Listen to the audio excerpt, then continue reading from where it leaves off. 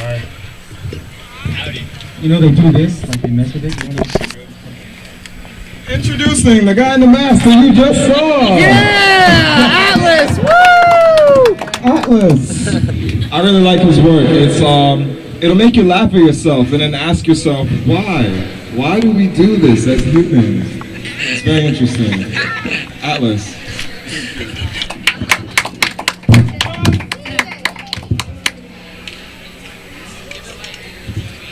Hello? Hello. Okay. So, it is believed by many that the world will end in 6 days. Let's see if we can save it in 6 minutes.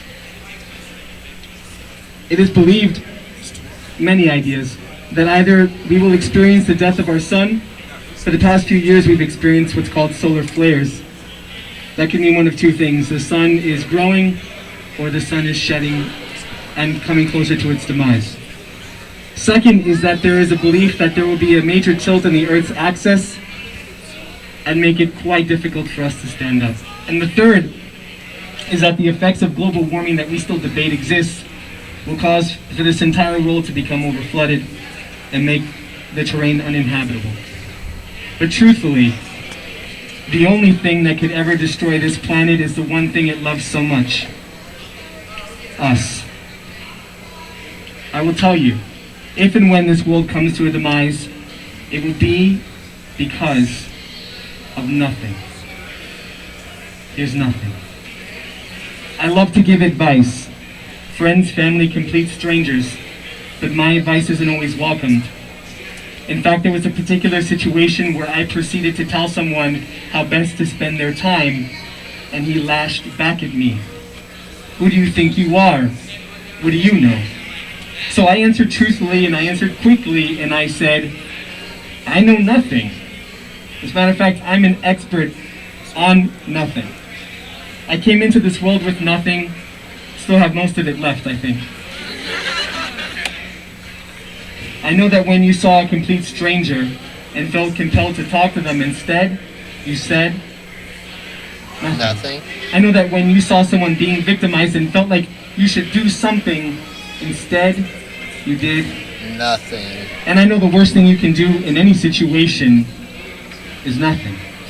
I know that nothing keeps you up at night more than the sound of your conscience pleading, begging for a new, for a better tomorrow. I know that nothing is worse than feeling dead inside when you know you still carry a pulse. I know that nothing feels better than doing what you love in the company of those you love.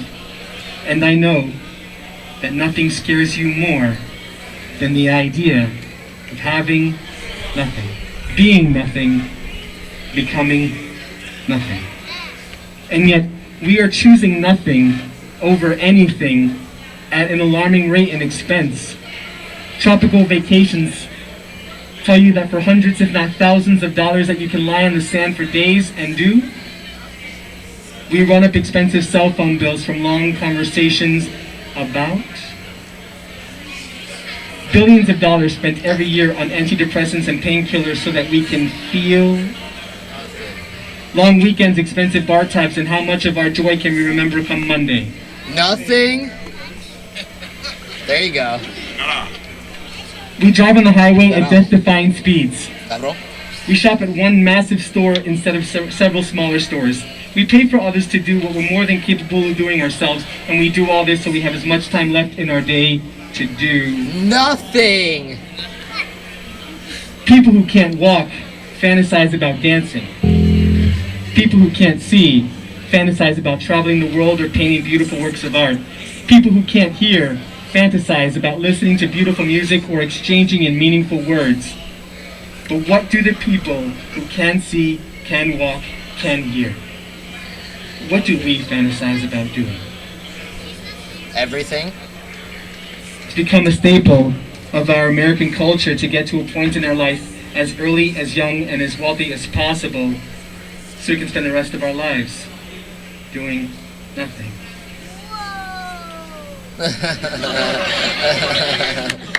There was a time Perfect. when they were burning books to keep people from reading, and now as you see, the libraries are empty, bookstores are closing. There was a time where you would wait weeks for a beautiful handwritten letter, and now we see the postal services close as we bombard each other with meaningless, emotionless text messages. There was a time where you had to literally fight for your right to vote, and now the candidates spend millions of dollars hoping we'll show up to the ballot. There was a time where you would be killed for believing in any god, and now it seems like the only time people pray are in casinos, prisons, and hospitals. Making quick deals because all they really want is another dollar and another day to spend it. My young friends, however old you may be, you are quite young. My young friends, we live in a time that thousands upon thousands died to give us. We live in a country that thousands upon thousands died to reach. Because here, you can quite literally do anything. You can quite literally aspire and work towards being anything, and we are choosing to do nothing. And I can't help but wonder, how much longer can we continue to do nothing before there's nothing left that we can do? How much longer can you continue to aspire for nothing of yourself before that's inevitably what you become? You see, the trick is, nothing can work so beautifully if you just know how to use it. If you claim to be nothing, within that moment, you are allowing the possibility to be anything. If you claim to know nothing, then the book that represents your life still has empty pages to be written by all of the world's knowledge and wisdom. You know, there are just 32 days in the year that the average person anticipates, celebrates, and actively participates in. Just 32. Most of them come printed on the calendar for you, the rest are birthdays, anniversaries, and such. But what happens to the other 333 days? I don't claim to know how you spent last week, and I don't assume to know how you spent last night.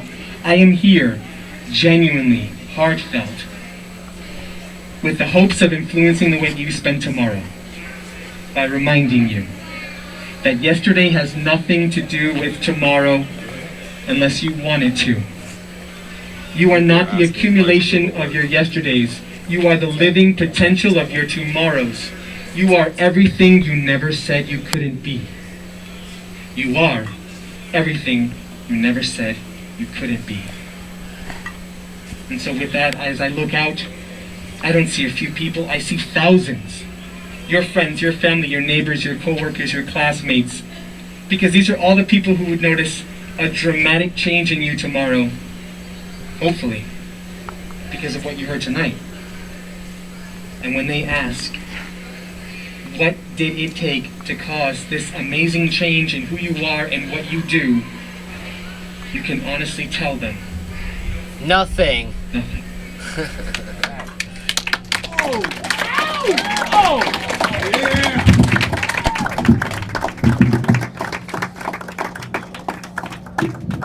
And that is at Lull.